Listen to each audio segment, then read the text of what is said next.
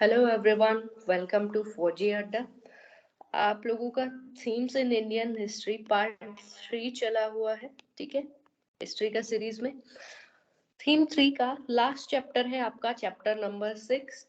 अगर theme wise बात करें तो दैट इज थीम नंबर 15 और ये है framing of the constitution, the beginning of a new era. हम लोगों ने महात्मा गांधी का अराइवल पढ़ लिया, उसके बाद गांधी जी के अराइवल के बाद हमने पार्टीशन देख लिया। अभी पार्टीशन के बाद जो कॉन्स्टिट्यूशन फ्रेम करना था उसके बारे में हम लोग देखेंगे। मेन चैप्टर ये आपका हम लोग पढ़ेंगे इंडियन पॉलिटी एम लक्ष्मीकांत वाले बुक में। बट कुछ चीजें इसमें हैं जो लक्ष्मीकांत बुक आपकी कवर नहीं करती, इसलिए ये चैप्टर पढ़ना थोड़ा सा एक इम्पोर्टेंट हो जाता है। अगर इसको देखें, the Indian Constitution, which came into effect on 26 January 1950, इतना स्टैटिक जो चीज है आपके एग्जाम में नहीं पूछा जाएगा। मे बी अगर पूछ ले इस चीज को तो साथ में कोई और स्टेटमेंट्स इसके होंगी, डायरेक्टली ये नहीं पूछा जाएगा आपको कि इंडियन कॉन्स्टिट्यूशन कब इफेक्ट में आया। ठीक है, इंडियन जो कॉन्स्टिट्यूशन है has the distinction of being the longest constitution in the world. सबको पता है लॉन्गेस्ट बल्किएस्ट, वो रीजन है कि बहुत ज्यादा लोग थे, डाइवर्सिटी प्रेजेंट है। इंडिपेंडेंस के टाइम पे बहुत ज्यादा डाइवर्स पॉपुलेशन रहा, डीपली डिवाइडेड था, तो एक कॉन्स्टिट्यूशन फ्रेम करना नेसेसिटी हो गया था कि पूरा जो पूरी कंट्री है उसको एक साथ रखने के लिए कुछ ऐसे फ्रेमवर्क इनको लाना जरूरी हो गया था। The constitution of India was framed between December 1946 and December 1949। During this time it's draft were discuss, बहुत सारे ड्राफ्ट बने, क्लोज बाय क्लोज उनको कॉन्स्टिट्यूएंट असेंबली में पढ़ा गया। ठीक है, और अराउंड आपके 11 सेशन हुए, नियर अबाउट 165 डेज तक मीटिंग चली, ये सारी चीजें हुई। ऑलराइट, ये सारे जितने भी फैक्ट्स हैं ये आपको याद करने की जरूरत नहीं है। ठीक है, बहुत सारे फैक्ट्स हो जाएंगे ऐसे, कोई आपसे नहीं पूछेगा एग्जाम में कि बताओ 165 डेज तक मीटिंग चली या कितने सेशन हुए थे। ठीक है, इतना हम लोगों के लिए जानना बहुत है, काफी है। इफेक्ट में कब आया ये, ठीक है, और ये सारी चीजें जो आगे पढ़ेंगे उसको देखते हैं। ठीक है, on 15th August 1947 India has been made free. ठीक है, फ्री तो हो गया था, बट साथ साथ जो जॉय था इंडिपेंडेंस का, उसमें एक बहुत ही सैडनेस सी फीलिंग भी थी। हम लोगों ने पढ़ा वो किस वजह से थी, पार्टीशन की वजह से थी, डिवाइड हुआ इसलिए थी।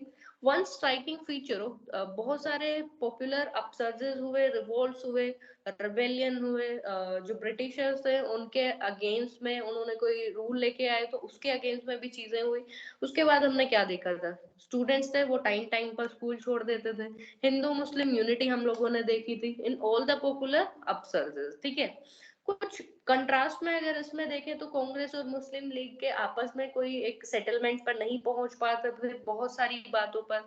बहुत सारे ऐसे सेशन हुए कि दोनों फिर आपस में समझौता भी किया है उन्होंने। ठीक है, और कुछ ऐसी अपराइजिंग्स हुई, कुछ ऐसा रियोट्स हुए जिसमें बहुत ज्यादा मास किलिंग्स हुई, लाइक आपका जो ग्रेट कलकत्ता किलिंग्स हुई 1946 में।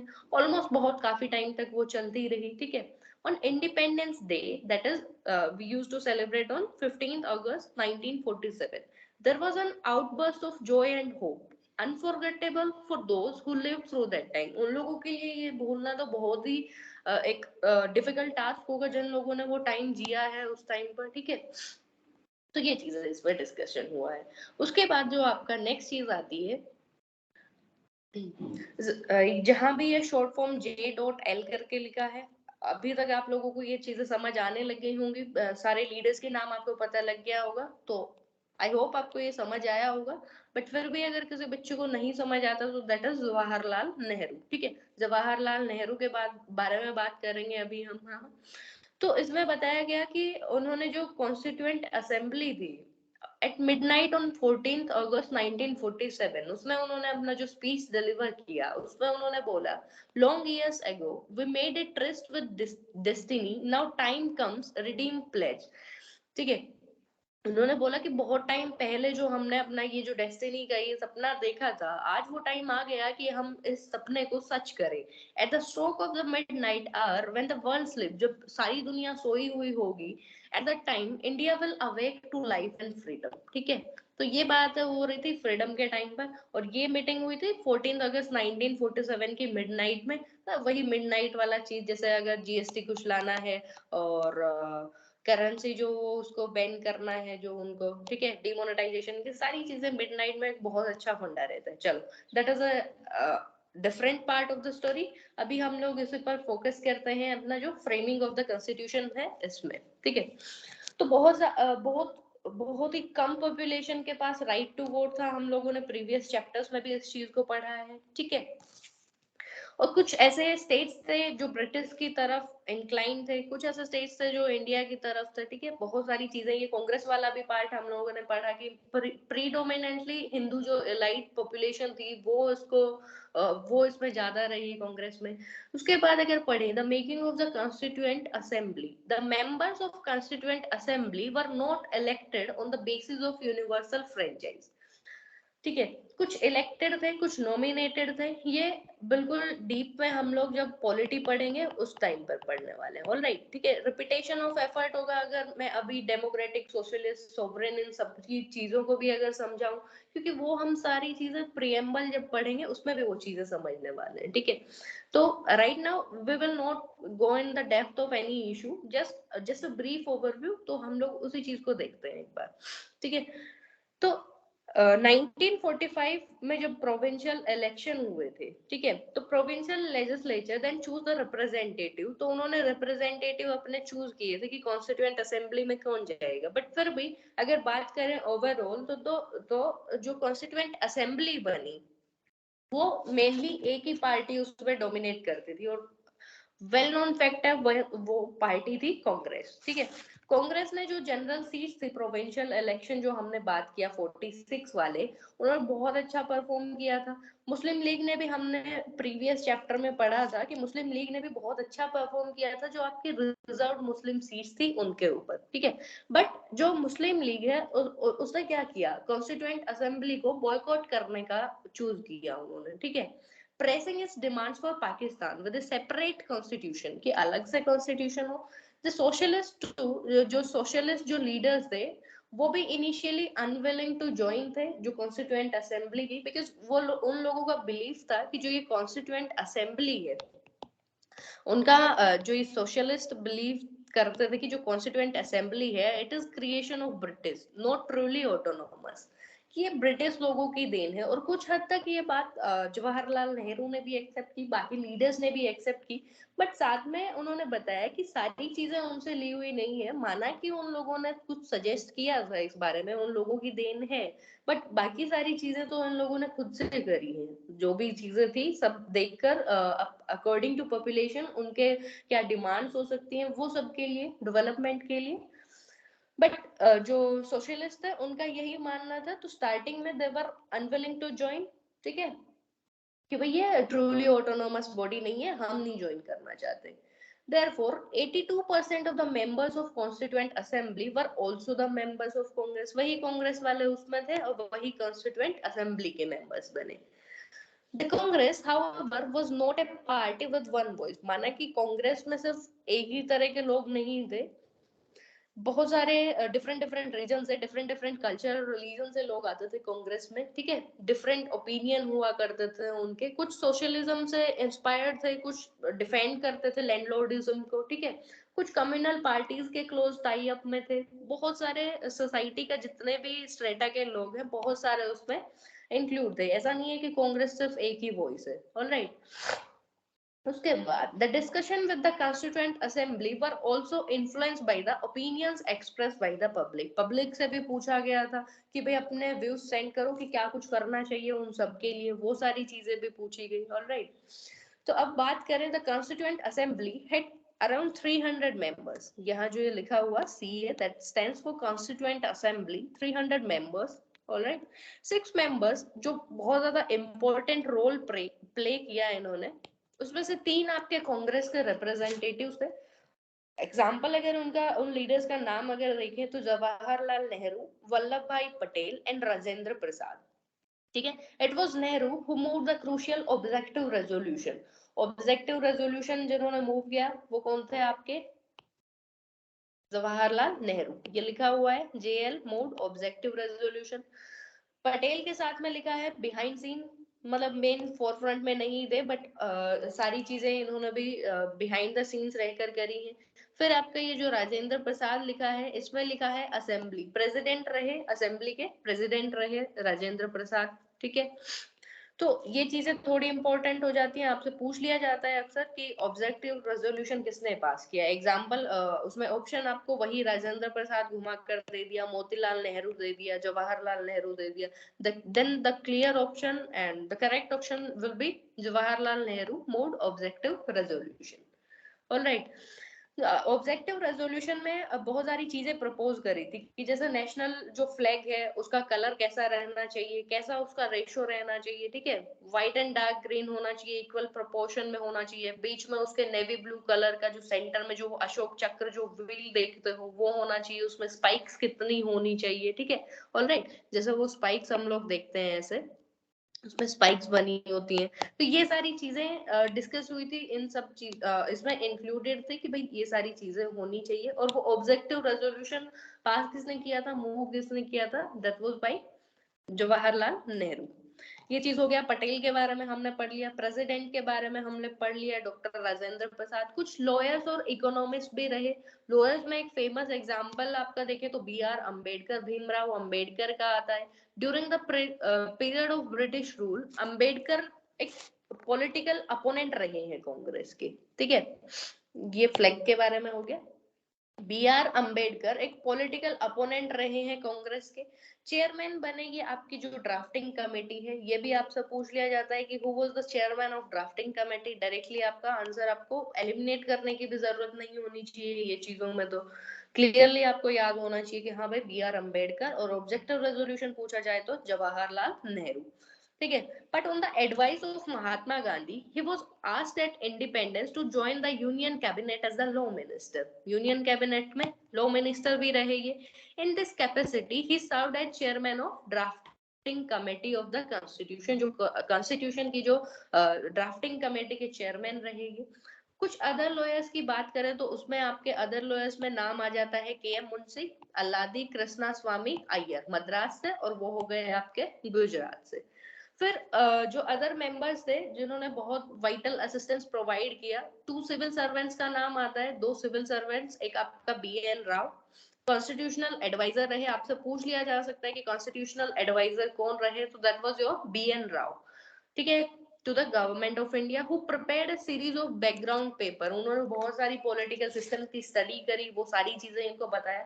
अदर एक जो रहे हैं वो है एस एन मुखर्जी, जिन्होंने बहुत सारे जो कॉम्प्लेक्स लैंग्वेज है उनको एक क्लियर और सिंपल क्रिस्प लैंग्वेज में लिखने का ये सारा जो क्रेडिट है वो एस एन मुखर्जी को जाता है, ठीक है। तो ये कुछ जो इंपॉर्टेंट नाम हम लोगों ने पढ़े, ठीक है।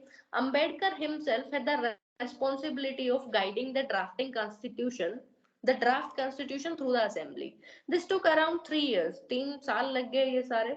11 बल्कि वॉल्यूम्स, बहुत सारे इतने बहुत सारी वो जो जिसको थ्योरीज जो लिखी गई थी, जो कॉन्स्टिट्यूशन में ड्राफ्ट बने थे, बहुत ज्यादा बल्कि हो गया, वो सारी चीजें हो गई।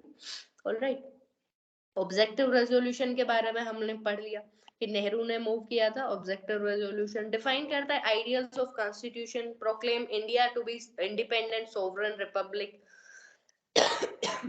Sorry, guaranteed justice, equality, freedom, ठीक है, assured adequate safeguard for minorities, backward class, tribal areas and depressed people.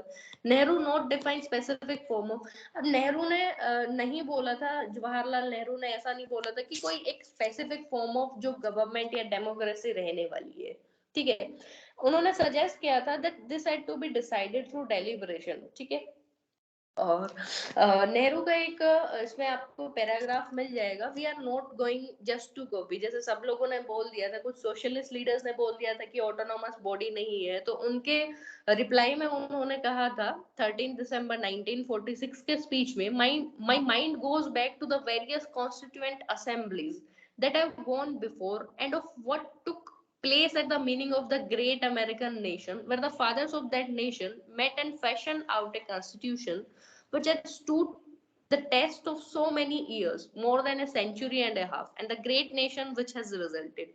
मतलब 150 साल पहले भी अगर किसी कॉन्स्टिट्यूएंट असेंबली के उन लोगों ने बात की है, पेरिस के बारे में उन्होंने बात की है, बाकी जो और किंग्स हैं उनका जो डेमोक्रेसी है उनकी ओथ है, वो सब के बारे में इन्होंने बेसिकली उस चीज में बताया कि इन्होंने बताना चाहा कि ये सिर्फ जो हम कॉन्स्टिट्यूशन बना रहे हैं, जो ड्राफ्ट कर रहे हैं, ये सिर्फ एक महज एक कॉपी नहीं है, हम लोग भी अपनी चीजें इसमें डाल रहे हैं, ठीक है। तो ये सारी चीजें हो गई। उसके बाद ये हो गया। उसके बाद एक मेंबर के बारे में आता है, एक कम्युनिस्ट मेंबर सोमनाथ लहरी। ये एक इंपॉर्टेंट चीज हो जाती है, एग्जाम में पीवाईक्यू में आपका आया भी हुआ है। saw the dark side of British imperialism hanging over the deliberation of Constituent Assembly. He thus urged the member, उन्होंने जो members हैं उनको अर्ज किया इंडियंस को, to fully free themselves from the influence of imperial rule. और उन्होंने बकायदा ये बात भी बोली है, उन्होंने अपने कलीग्स को ये रियलाइज करवाया कि जो कॉन्स्टिट्यूएंट असेंबली है that was British made, constituent assembly जो है वो ब्रिटिश मेड है। तो पीवाईक्यू में आपसे पूछा गया था कि कौन से लीडर ने, कौन से कम्युनिस्ट लीडर ने ऐसा बोला है, एंड ही वाज आपसे पूछा गया था कि he was influenced from the communist members and ideology।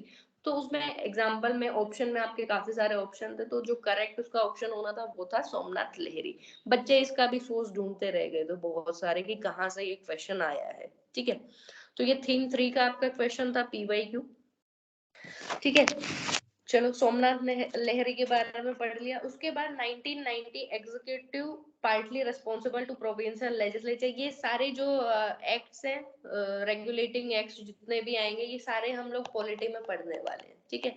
तो यहाँ से आपको इनका अंडरस्टैंडिंग भी नहीं बनेगा, बिकॉज उसमें बहुत छोटे छोटे स्टेटमेंट एक बस दे दिया है कि भाई उसमें ये चीज हुआ, 1935 के एक्ट में ये हुआ, और जो कांग्रेस है 8 आउट ऑफ 11 प्रोविंस में उन्होंने जीत लिया और फिर ये बना दिया। तो ये बस एक बार गो थ्रू कर लेना, इस चीज को रटने की जरूरत नहीं है, बिकॉज बाकी सारी चीजों के साथ में कंटिन्यूएशन में जब हम पढ़ेंगे तो ये चीज वहां से इजीली आप याद कर पाओगे। फिर आता है आपका अब अभी जो रिमेनिंग चैप्टर है उसमें क्या कुछ चीजें हम लोग पढ़ने वाले हैं कि जैसे अभी हम लोगों ने देखा कि सोमनाथ लहरी ने कोई स्टेटमेंट दी है, ऐसे ही काफी सारे और भी लीडर्स रहे होंगे, उन्होंने भी अपनी जो ये स्टेटमेंट्स है वो दी होंगी। तो वो सारी चीजें अभी हम जो रिमेनिंग चैप्टर है उसमें पढ़ेंगे, ऑलराइट। तो कोई किसी चीज को डिफेंड करेगा, कोई किसी चीज को डिफेंड करेगा।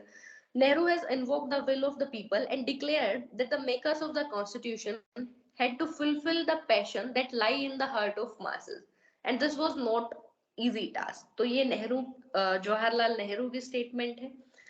अभी जो सेपरेट इलेक्टोरेट की बात करी जो 1990 में 1909 में और उनमें एक्सटेंड हुए थे 1919 में, तो उनके बारे में अगर हम बात करें तो 27 अगस्त 1947 बी पोकर बहादुर जो मद्रास से बिलोंग करते थे, उन्होंने बोला कि जो सेपरेट इलेक्टोरेट है उनको कंटिन्यू किया जाए। अब क्वेश्चन किस तरीके से बन सकता है आपका एग्जाम में कि एग्जाम्पल दे दिया और बाकी जो और नाम है वो दे दिए, साथ में ये आपका नाम दे दिया, ठीक है। तो उसमें आपको कंफ्यूज नहीं होना कि ये नाम तो हमने कभी पढ़ा ही नहीं, क्योंकि आपने तो थिंग्स में पढ़ लिया ना ये नाम, तो आपको ये चीजें करेक्ट करनी है, ऑलराइट। तो इन्होंने मांग की, इन्होंने डिमांड रखी कि भाई जो सेपरेट इलेक्टोरेट है उनको कंटिन्यू करना चाहिए। अब इन्होंने उस चीज के बारे में थोड़ी सी दलीलें भी दी भाई क्यों करना चाहिए, कि इन्होंने बोला है the need was to create a political framework in which minorities जो है वो हार्मनी में रह सके एक दूसरे के साथ, और जितने भी डिफरेंसेस हैं उनको मिनिमाइज किया जाए, ठीक है। तो इनका ये मानना था कि जो मुस्लिम्स हैं, Bahadur felt that needs of Muslim couldn't be properly understood by non Muslim, कि जो नॉन मुस्लिम है वो मुस्लिम्स की नीड्स को नहीं समझ सकते। तो इनकी ये जो सेपरेट इलेक्टोरेट वाली डिमांड है, इसने बहुत सारे जो कंट्री में जो अदर नेशनलिस्ट थे उनको प्रोवोक कर दिया, ठीक है। वो गुस्से में आ गए, कुछ लोगों ने फिर अलग अपनी अपनी स्टेटमेंट्स दी। फिर आती है एक स्टेटमेंट आपके सरदार पटेल की, ठीक है। पटेल साहब की स्टेटमेंट क्या रही, separate electorate are like the poison that enter the body of politics of our country. तो अगर आपसे पूछ लिया जाए कि ये स्टेटमेंट किसका है, तो डायरेक्टली आपको टिक करना है वहां सरदार पटेल का है, ठीक है। उनके अकॉर्डिंग, पटेल के according, it was a demand that has turn one community, एक कम्युनिटी को दूसरी कम्युनिटी के अगेंस्ट लड़वा दिया, जो नेशन है उसको डिवाइड करवा दिया। ये सारी जो भी पार्टीशन हुआ ये सारा इसी की बदौलत हुआ, इनका ये मानना था। फिर उन्होंने बोला, do you want piece in this land? अगर तुम लोगों को पीस चाहिए तो ये जो सेपरेट इलेक्टोरेट वाला चीज है इसको भूल जाना पड़ेगा, ऑलराइट। तो ये था आपका स्टेटमेंट पटेल का। उसके बाद कुछ और लोग आए जिन्होंने काउंटर आर्ग्यूमेंट किए इसके अकॉर्डिंग, इस स्टेटमेंट के अगेंस्ट, जो आपकी किसने दी थी, जो आपकी दी थी पोकर साहब ने, बहादुर साहब ने, उनके अगेंस्ट में गोविंद बल्लभ पंत ने डिक्लेयर किया that it was not only harmful for the nation but also for the minorities, कि ये सिर्फ और सिर्फ जो नेशन के लिए ही नहीं, ये even itself for the minorities ये सेपरेट इलेक्टोरेट वाली चीजें खराब है, ठीक है।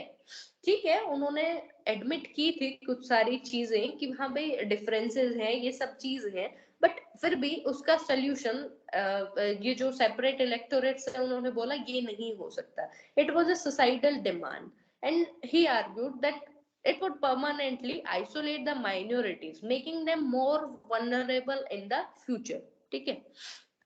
ठीक है भाई। और जो not all the Muslim supported demand को, मतलब सभी मुस्लिम्स को भी नहीं ये चीजें चाहिए थी। अगर बात करें बेगम एजाज रसूल की, फॉर इंस्टेंस अगर हम लें, तो बेगम एजाज रसूल felt that separate electorates were self destructive since they isolated the minorities from the majority, कि ये खुद में ही इतने डिस्ट्रक्टिव है कि इन्होंने आपस में ही लोगों को अलग कर दिया, ठीक है। एक डिफरेंस तो यही क्रिएट कर दिया। जैसे बल्लभ पंत ने, गोविंद बल्लभ पंत ने आर्ग्यू किया था कि in order to become loyal citizens people had to stop focusing on the community and the self, खुद और खुद की ही कम्युनिटी से बाहर निकल कर भी उनको एक पूरा जो इंडिया का लेवल पर सोचना पड़ेगा अगर कुछ चीजें अच्छी करनी है, ठीक है, और एक लॉयल सिटीजन बनना है। तो ये चीजें रही, ये काउंटर आर्ग्यूमेंट्स हो गए इस चीज के, ठीक है। फिर आता है एक socialist leader. While welcoming the objectives resolution, N.G. Ranga, a socialist who had been a leader of peasant movement, asked that the term minorities be interpreted in economic terms, कि जो ये minority जो term है अगर आप देना चाहते हो तो economic terms में दो, ठीक है, ना कि ये जो न्यूमेरिकल बेसिस है कि कौन माइनॉरिटी में है उसके अकॉर्डिंग ना दिया जाए।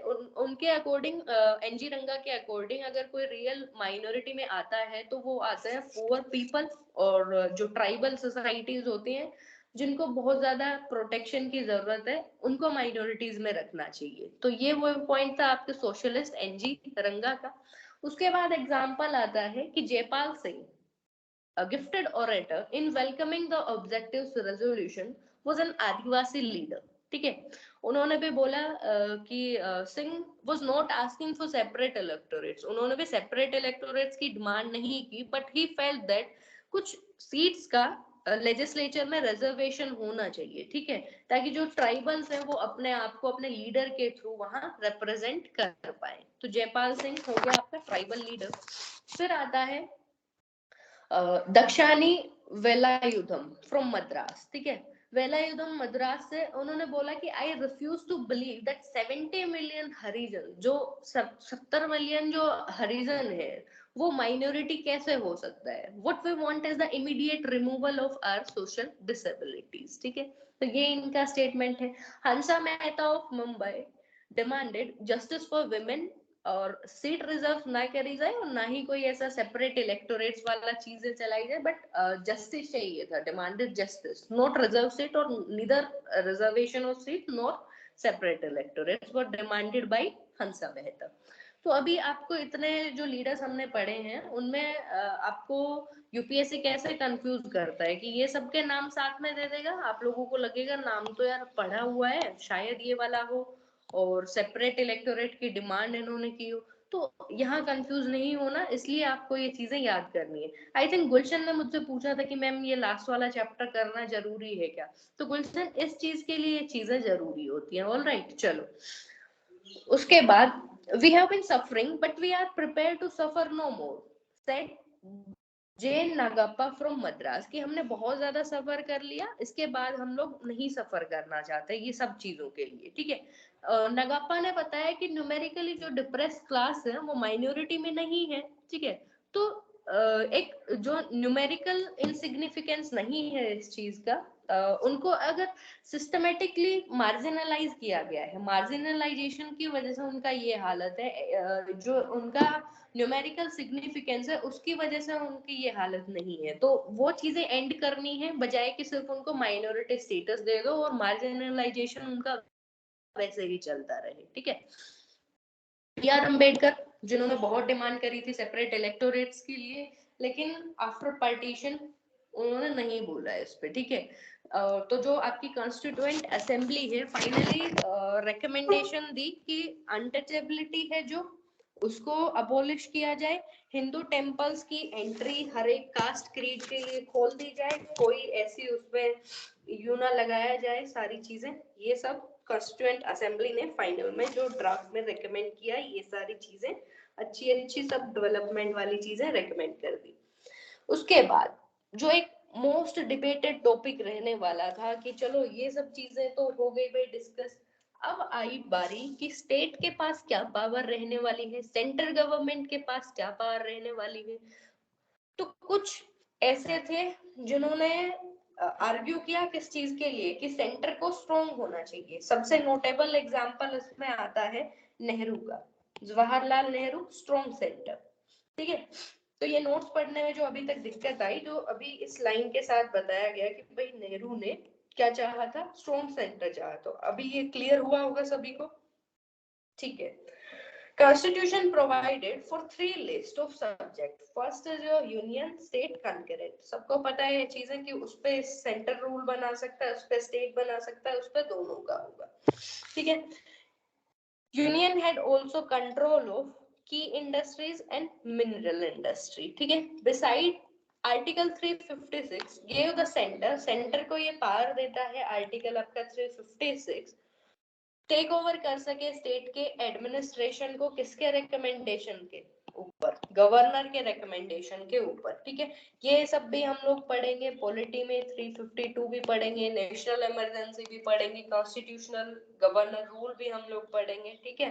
फाइनेंशियल इमरजेंसी भी उस टाइम हम लोग देखेंगे, ऑलराइट। उसके बाद कुछ टैक्सेस ऐसे होते हैं सेंटर कलेक्ट करता है, कुछ टैक्सेस ऐसे होते हैं स्टेट कलेक्ट करता है, कुछ ऐसे होते हैं कि सेंटर कलेक्ट करता है और स्टेट के साथ बांट लेता है, कुछ पे स्टेट का शेयर नहीं होता, तो उनका नाम इसमें दिया गया है, ये एक बार देख लेना। बाकी इसको अच्छे से हम वहां भी पढ़ेंगे, पॉलिटी में भी पढ़ेंगे, बट एक बार इसको देख लेना। फिस्कल फेडरलिज्म सिस्टम के बारे में दिया हुआ है कि इन सम केसेस हम फॉर अगर एग्जांपल ने कस्टम ड्यूटीज और कंपनी टैक्सेस का, तो सेंटर के पास रहता है, centre retain all the proceeds. कुछ अगर इनकम टैक्स और एक्साइज ड्यूटीज की बात करें, इनकम टैक्स और एक्साइज ड्यूटी की बात करें, तो इसमें स्टेट के साथ ये चीजें शेयर कर दी जाती हैं, ठीक है। कुछ अगर इनकम टैक्स एक्साइज ड्यूटी हो गया, उसके बाद हम बात करें स्टेट ड्यूटी की, assign only to the state, state के पास ही होता है, ठीक है।